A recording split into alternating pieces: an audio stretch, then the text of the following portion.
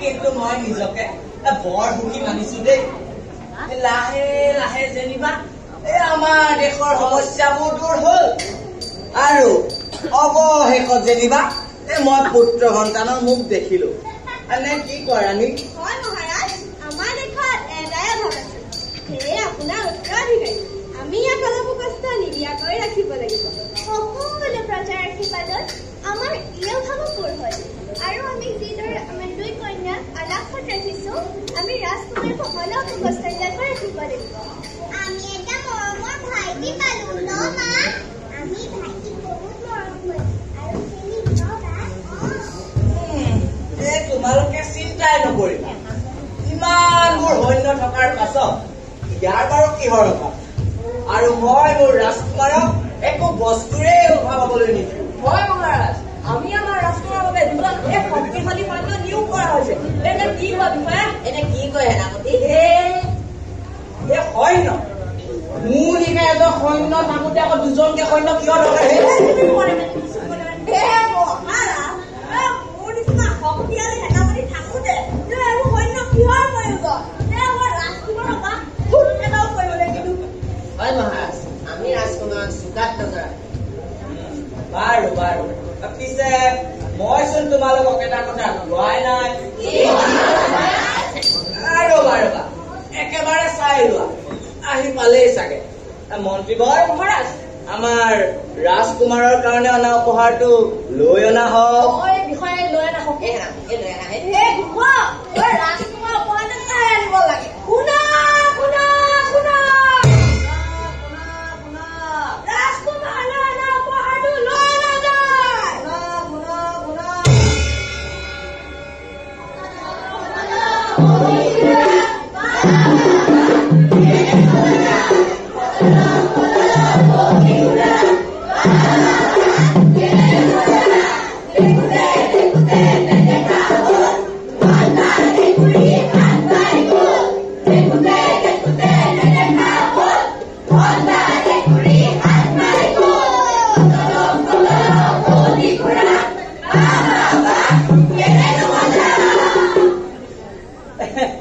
সুন্দৰ সুন্দৰ, অতিকে সুন্দৰ। মন্ত্ৰীবৰ মহাৰাজ, আমাৰ আনন্দত মতলীয়া হোৱা শিশুসকলক পেট ভৰাই খাবলৈ দিয়াৰ ব্যৱস্থা কৰা হওক। বিষয়ে ব্যৱস্থা কৰা হওক। ৰবা ৰবা, আৰু আজি আমাৰ ৰাজকুমাৰৰ প্ৰথম জন্ম বাৰ্ষিকী উপলক্ষে সমগ্ৰ ৰাজ্যৰ এটি বৰ ভোজৰ আয়োজন কৰা হওক। আৰু আমাৰ মৰমৰ বনিয়াসকলক ধন সোণ দি বিদায় দিয়াৰ ব্যৱস্থা কৰা হওক। ব্যৱস্থা কৰা হওক। ব্যৱস্থা কৰা হেৰৌ, আমাৰ ৰাজভঁৰালৰ পৰা দিবা। আমাৰ ৰাজভঁৰালত কিহৰ অভাৱ? ধন্যবাদ মহাৰাজ, আপোনাৰ মংগল হওক আৰু ৰাজ্যখনৰো মংগল হওক। এই শিলৰ ঘৰত বিদেশৰ পৰা কৌশলেৰে খনিকৰ হতুৱাই নিৰ্মাণ কৰা হৈছে। ই অতি মূল্যৱান।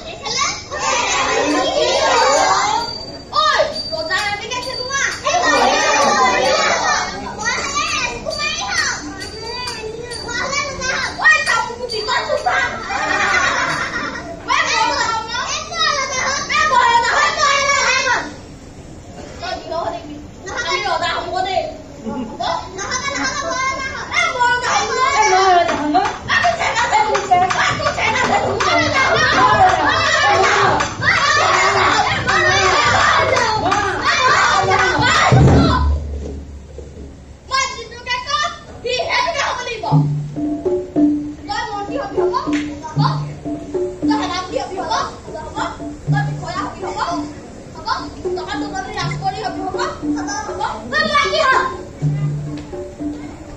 তই দুৱাৰখীয়া হবি দে বা ৰজা কোন হ'ব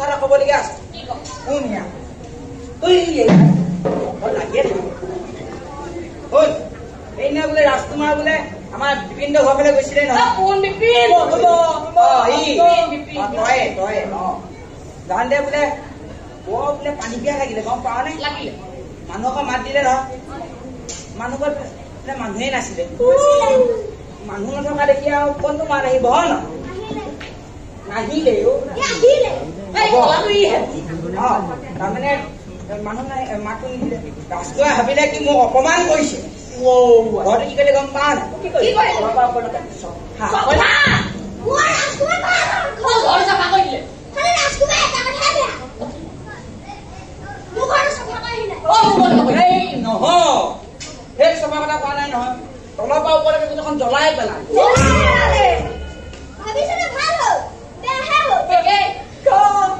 ইয়াক একদম চুপ আমাৰ নামনি পিঠা কি হ'ল পায় কি হৈছে আমাৰ হে নাই আমাৰ নামনি পিঠা ৰাস্তা গৈছে মানুহৰ মুখত পৰিলে বুলিয়ে এই চুলি কথা কৰাই চুল লেপি মোৰ দেখিয়ে ভালে গৈছে মই কৈছো ন ভগৱান দেখিব কি ক কি কৈছ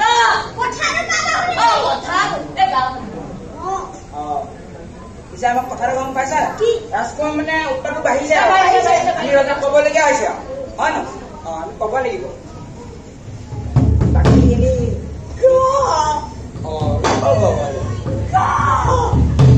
ক'বলে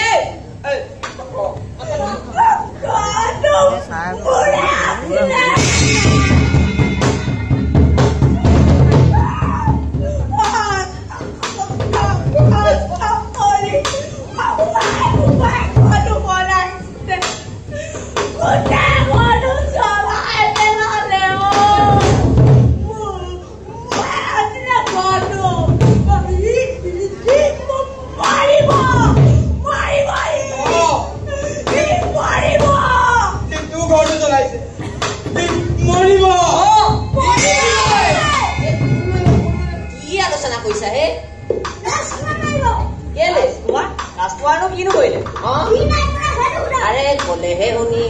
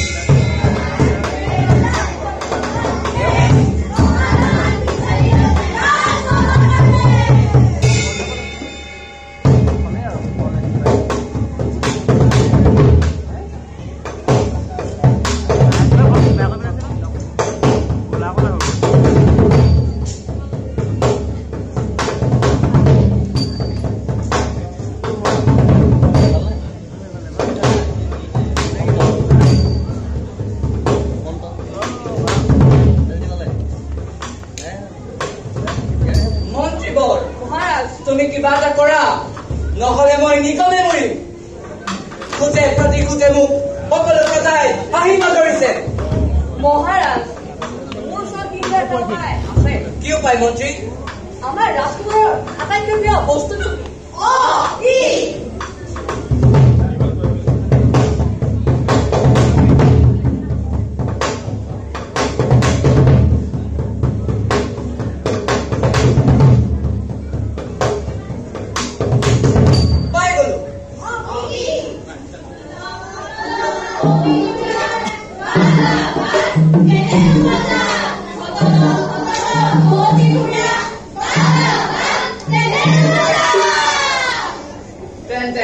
মন্ত্ৰী বিষয় আৰু সেনাপতি সকলোৱে কাণ পাতি শুনা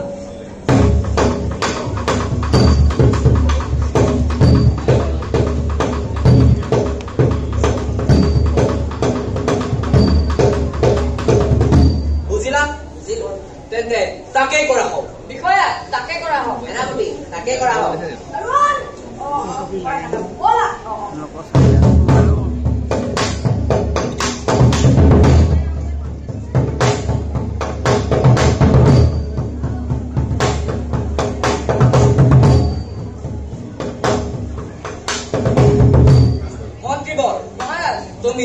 কুচৰীয়াসকলক এজন এজনকৈ মাতি পঠিওৱা। কুচৰীয়াসকলক মাতি পঠিওৱা হওক। শুনা শুনা শুনা কুচৰীয়াসকলক ৰাজসভালৈ মাতি পঠিওৱা হৈছে।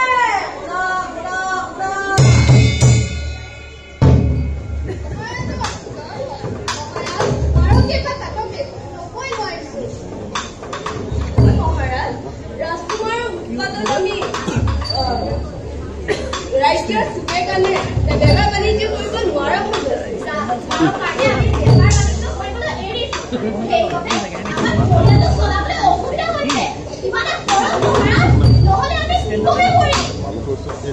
ইয়াৰ বিচাৰ হ'ব, ইয়াৰ বিচাৰ নিশ্চয় হ'ব।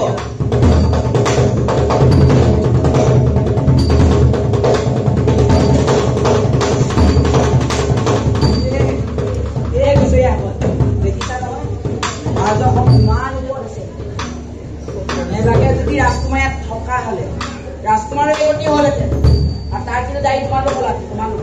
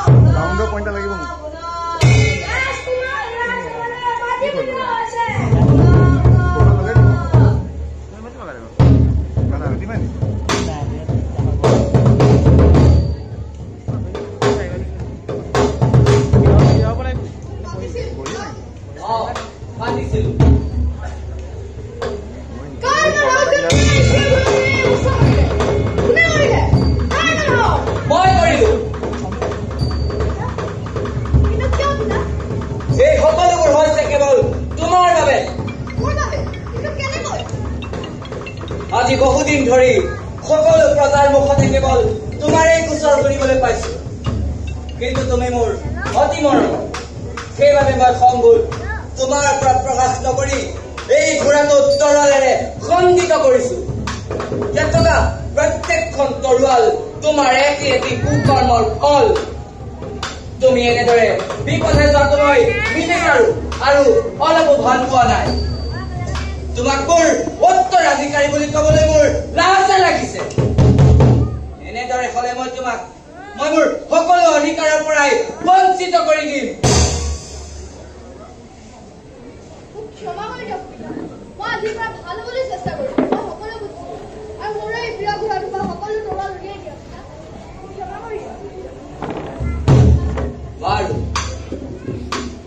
উলিয়া, কিন্তু এটা চৰ্ত আছে। তুমি যদি নিতৌ এটা ভাল কাম কৰা তেন্তে তাৰ বিনিময়ত মই এই ঘোঁৰাটোৰ পৰা এখনকৈ তৰোৱাল বাহিৰ কৰিম।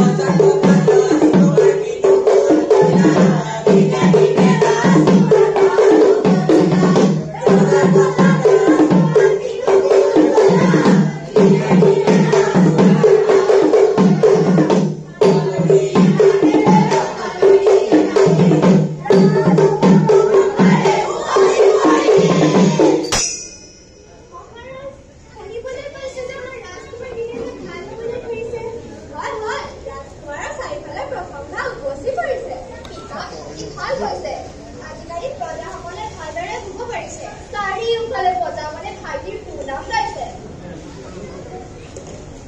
তোমালোকে ক'লেইতো মই বিশ্বাস নকৰো কাৰণ প্ৰত্যেকগৰাকী মাতৃয়ে নিজ পুত্ৰৰ দুখবোৰ চাদৰৰ আঁচলেৰে ঢাকি ৰাখে আৰু ভালবোৰহে প্ৰকাশ কৰে কোনো মাতৃয়ে নিজ পুত্ৰক বেয়াটো কেতিয়াও নিবিচাৰে গতিকে মোক সকলো ৰাইজে ক'ব লাগিব যে ৰাজকুমাৰ ভাল হ'ল মই তেতিয়াহে কথাটো বিশ্বাস কৰিম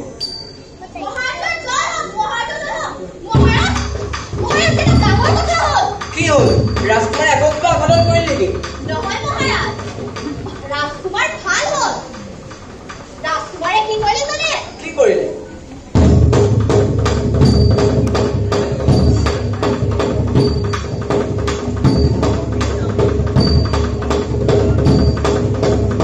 ঠিক আছে তুমি ইয়াতে বহা তোমাক পুৰস্কাৰ দিয়া হ'ব তোমাৰ কথাবোৰ শুনি মই বৰ উৎফুল্লিত হলো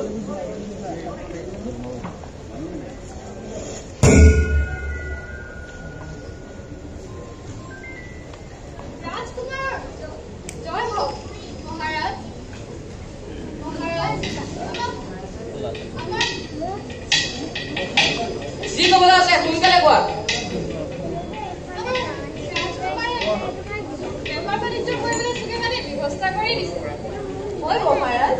ৰাজকুমাৰ ভাল হ'ব ধৰিছে ৰাজকুমাৰে আমাক বহুত সহায় কৰিছে মহাৰাজ ঠিক আছে তোমালোকে ইয়াতে বহা তোমালোককো পুৰস্কৃত কৰা হ'ব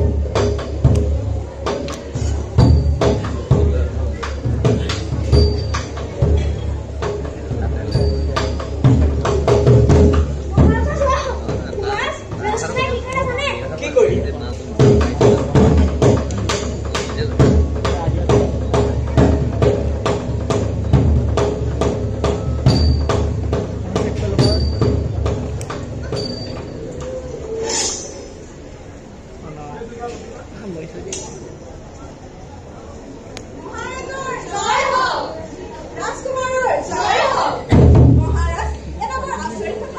কি কথা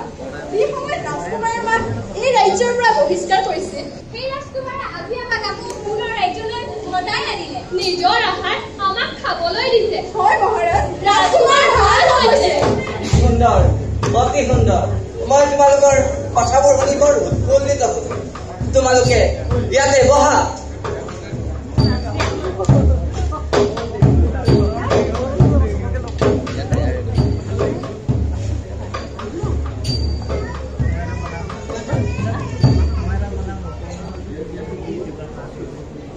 মন্ত্ৰীবৰ মহাৰাজ তুমি এতিয়াই ৰাজকুমাৰক ৰাজসভালৈ মাতি অনা ৰাজকুমাৰক মাতি অনা হওক শুনা শুনা শুনা ৰাজকুমাৰ ৰাজসভালৈ মাতি পঠিওৱা হৈছে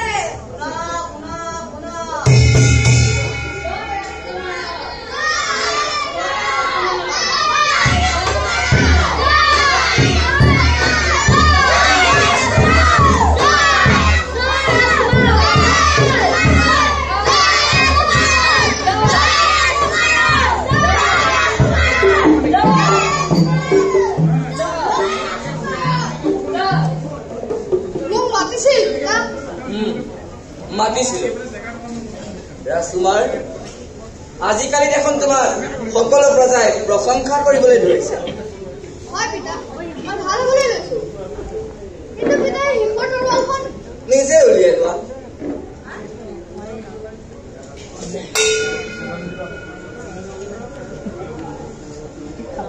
কিন্তু পিতা এই দাগবোৰ থাকি গ'ল সেইটোৱেইটো আচল কথা জীৱনটো এনেকুৱাই এবাৰ যদি বেয়া কাম কৰা হয় বেয়াবোৰ শুধৰাব পাৰি কিন্তু তাৰ দাগবোৰ আজীৱন থাকি যায় গতিকে সকলো মানুহেই প্ৰত্যেকটো খোজ সাৱধানেৰে দিয়া উচিত যাতে চেকাবোৰ ৰৈ নাযায় আৰু প্ৰত্যেকটো খোজ দিয়াৰ আগত মানুহে এবাৰ হলেও ভাবি চাব লাগে ৰাইজ গতিকে সকলোৱে কওঁ জীৱনৰ চেকাবোৰ যাতে ৰৈ নাযায় সেইবাবে আমি অতি সাৱধানতাৰে দিম